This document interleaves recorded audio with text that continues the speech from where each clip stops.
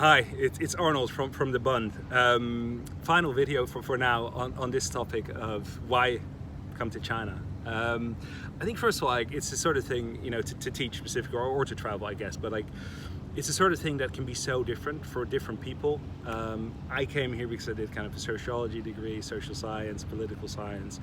I just was really interested in seeing what it was really like and sort of getting to know local people and talking about stuff and seeing what it's like. So that's always been a big thing for me. I think for other people it could be the food, it could be the language, it could be the culture. So that's, it's the sort of thing, like wherever you go, there's individual reasons. But I just want to mention a few that really stood out to me and were really, in terms of my own experience when I was teaching, but have just been totally reinforced on this trip. I think number one is it's a huge adventure. I've been here for 2 weeks. I've had the most amazing time, met people I had communicated with on Zoom. It was really amazing to meet them in person, had fun times, met the schools, had really constructive meetings.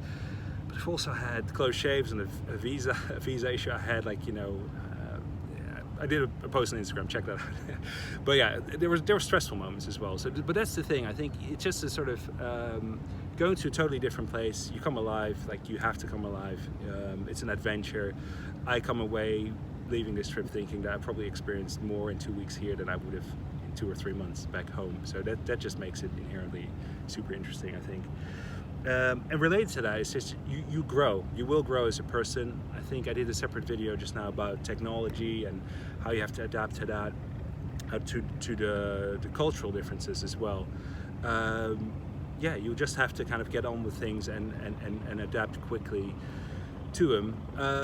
I think, on a cultural difference, I think, I was meeting with some of the teachers in Shenzhen, and we were talking about this, and one of them said that, for example, like in the UK or in a Western country, like you would kind of be close to, not equals, but like you would have more of a dialogue with your boss, you would have it back and forth, you maybe, talk about why you think something should be done a certain way and things like that. In China, it's not like that. So basically, he said, like in a Western country, your boss would need to earn your trust, and you would develop that over time, and it would grow. In China, it's just more hierarchical. Your boss doesn't feel the need to earn your trust. Your boss feels like they can tell you what to do, and you will have to do it. Those are the sort of things, like, yeah, it's just different, and it's really interesting, and I think it's the kind of thing, like, you will go home reflecting on them all. And yeah, it's a different experience, but I think you will grow incredibly as a person. Number 3, I think China is just such an interesting place, and obviously the way it's grown is incredible. Like, compared to my first trip here in 2002 and now, just the standard of living, the buildings, well, some of the buildings behind me were already there, but some weren't. It's just transformed completely. And I think, I've noticed in this trip there are fewer foreigners, significantly fewer foreigners. I think that's a result of the pandemic. I'm sure they will readjust to some extent. But I think it just means like, if you do go here, if you learn the language, if you teach, if you get, first-hand experience of living in China, that will be incredible for your CV, for your work experience, for your opportunities down the line. Like, I've seen people do this program and go into jobs, like in terms of perhaps working in government or working in sort of business with, roles related to China, and just having that first-hand experience of living here is invaluable and rarer than it used to be at the moment. So it's a really brilliant opportunity if it's something you're considering and you might want to do. I think a final point is related to the financial opportunities. I did a separate video about the cost of living and sort of what it's like living in China, and it's really stood out to me that especially food and transport are so affordable in China.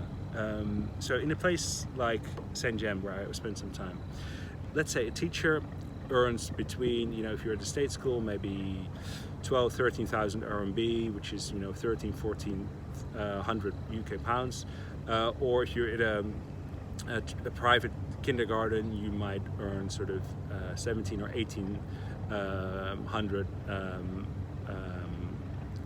pounds. 17 to 18 1,000 kwai in Chinese money, which is 1,800 to 2,000 UK pounds per month, plus free housing. So that is a lot of savings potential, because the average person in a city like St. John's still probably makes 5,000 Chinese money, so roughly, you know, 550 or 600 pounds per month. So yeah, you have just an incredible opportunity to save, and that's just at the beginning. And then, you know, if you're entering year 2 or 2 onwards of your time, you can potentially close to double that salary, and, you know, obviously your savings potential would grow exponentially. So yeah, so many reasons to come here, but those are a few that I wanted to share. If you have any questions or comments, please drop them in the comments below, and I'll answer them. Cheers.